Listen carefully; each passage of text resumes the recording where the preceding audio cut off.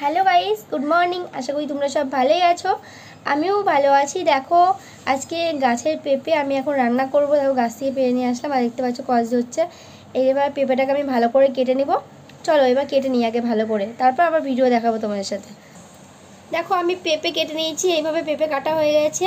আর আলুগুলোকে আমি এইভাবে কেটে নিয়েছি, যেহেতু পেঁপে আলুর তরকারি করব।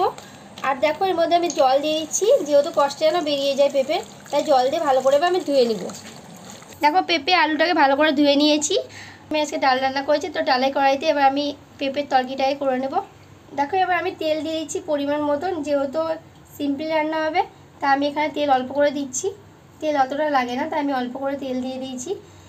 তেলটা তাপার জন্য একটু অপেক্ষা করব। তেলটা তেপে গেছে, এর মধ্যে দিয়েছি তেজপাতা, শুকনো লঙ্কা আর পাঁচফোড়ন ফোড়ন দিয়ে দিচ্ছি।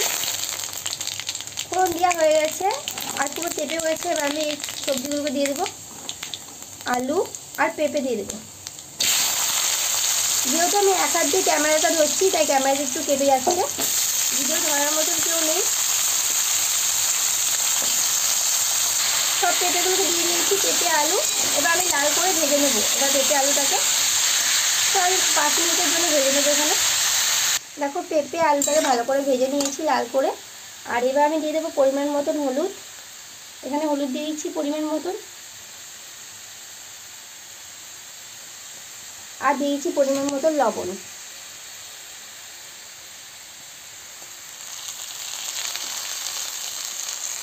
এবারে ভালো করে নেড়ে নেব।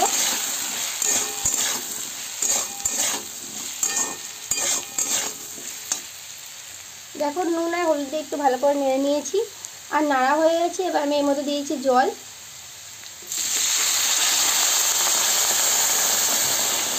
জল দেওয়া হয়ে গেছে। এবার আমি ভালো করে কিন্তু এবার এটাকে 2 মিনিটের জন্য ফুটিয়ে নেব, যাতে পুরো সেদ্ধ হয়ে যায়। দেখো জল দিয়ে ভালো করে আমি ফুটিয়ে নিয়েছি তরকারিটাকে। আর একদম এবার ঠকঠক করে নেবো, মানে তরকারিটা একটু ঠকঠক হবে। যেহেতু নিরামিষ আছে শনিবার, তাই আজকে বেশি কিছু করছি না, মুগ ডাল আর পেঁপে আলু তরকারি করছি, তোমাকে সেটাই বলছি। তো দেখো এবার ভালো করে ঠকঠক করে নেবো, একদম যেন গলে যায় তেমন ঠকঠক একটু করে নিই। দেখো আমি এবার পেঁপে আলুটাকে ভালো করে ঠকঠক করে নিয়েছি।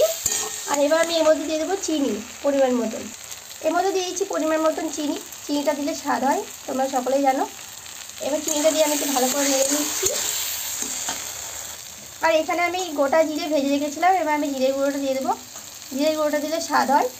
আর দেখুন নিরামিষের তরকারিটা তোমরা একটু চিনি দিবে, টেস্ট হয় আর খেতেও ভালো লাগে তরকারিটা। এবার আমার কিন্তু হয়ে গেছে। এবার আমি নামিয়ে দেবো তরকারিটাকে।